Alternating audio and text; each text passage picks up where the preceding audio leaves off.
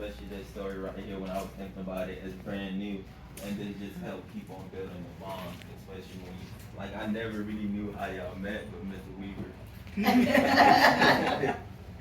Well, it's amazing because our first date was in Las Vegas. George lived in Las Vegas.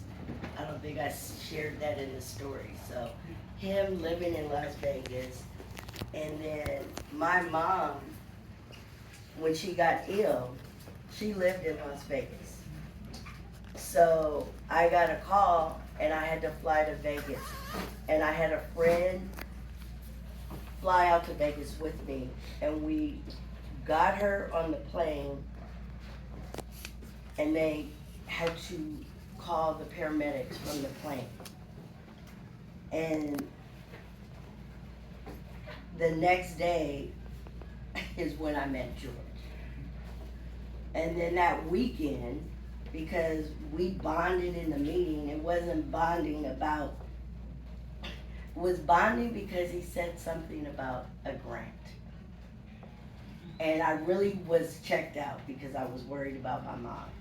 And it was a proposal called the Murray-Hayton proposal. And he said something in the meeting, and I was like, what do you know? Like all of a sudden, again, work, I was like, what do you know about it? And then he said, I know everything about it. I wrote the da-da-da-da-da-da-da. And I was like, oh, okay. And so I said, oh, we should meet. And then, so I'm thinking. You never know who's in the room. Yeah. And so, perfect example. yeah. And so I gave him my information. And then I said, well, I got some things going on. Can we meet about it? And then this is a true story. So the next day, George calls me. And he says, oh, I'm going to be in LA this weekend. Can we meet? And I was like, no, I got to go to Vegas. I don't know he lives in Vegas. I said, I have to go to Vegas because I had to give my mom power of attorney documents. I got her to LA, but I didn't get all the documents I needed to be able to make sure I could navigate her health care issues. So then George on the call tells me, oh, well, I can meet you in Vegas. I live in Vegas. And I was like, okay. We hang up. And then the next day he calls, and then he invites me to dinner. Not happy.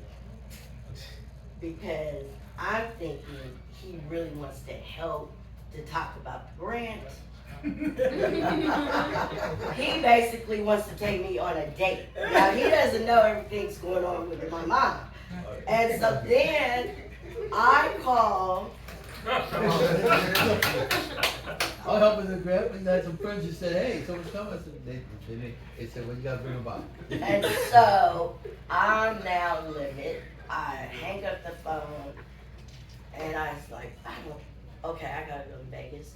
It's a free meal. I'm gonna go to dinner. This is what I'm thinking. I'm so annoyed. Like, so fast forward the week before my mom goes into the coma, I'm in the hospital. I'm getting ready to go to Vegas she was at Daniel Freeman Hospital. I said, Mom, I'll see you Monday. I gotta go to Vegas.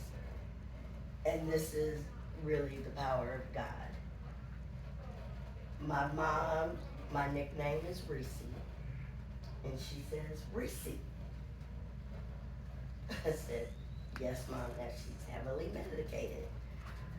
She says, I want you to get married again. This is my second marriage. I started laughing. I'm like, oh my God, the drugs. And she said, no, I want you to marry George. Promise to God. I said, Mom, who's George? Oh, you know who George is, and that's who I want you to marry. Now, I don't know George. This is all in the week that I meet him. I leave out of the hospital. I call my brother, Will Harris. I said, Will, I need you to understand. my mother just prophesied on my life. I'm going to Vegas, take this number down, I'm going to have dinner with this man named George Weaver. Here is his number, because also, even as an adult, I'm very cautious about how you navigate. So, I am giving someone the information of who I am meeting with, even though I met him in a meeting, I really don't know this man. And I said, well, I want you to know, Mom just prophesied about my life, and I'm gonna marry this man named George Weaver. So I need a person who understands that I'm not crazy when this happens. Hear me. The power of purpose. I don't know this man. Sorry to disturb,